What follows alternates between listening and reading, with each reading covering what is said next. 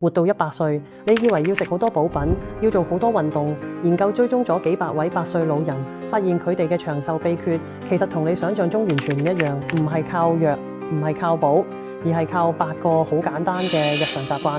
你可能有個迷思，就係今日要唔要食多粒維他命，要唔要行多陣，有冇飲夠水，有冇瞓得夠？但係其實好多真正活到90幾、100歲嘅老人家，佢哋唔會咁糾結，佢哋唔會每日數住行咗幾多步，亦唔會專登去買貴價補品，反而呢，佢哋會做一啲平常嘢，而呢啲嘢呢，先至係長壽嘅真正關鍵。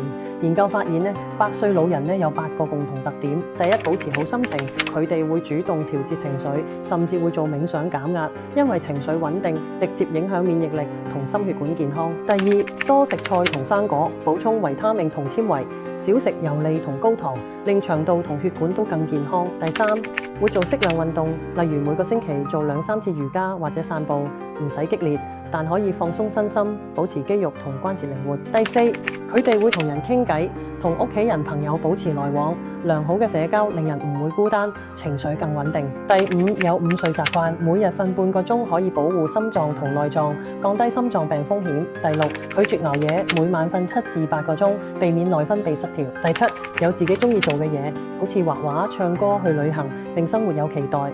第八，有固定睡前習慣，例如拉筋、聽音樂、睇書，幫助入睡質素更好。簡單講，長壽唔係靠單一樣嘢，而係靠整體平衡。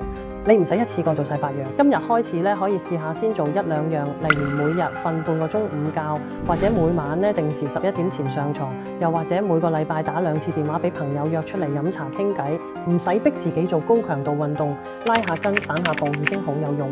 記住，健康長壽唔係要追求完美，而係喺生活入邊揾到適合自己嘅節奏。呢個節奏咧，先至係最長久、最舒服嘅養生方法嘅。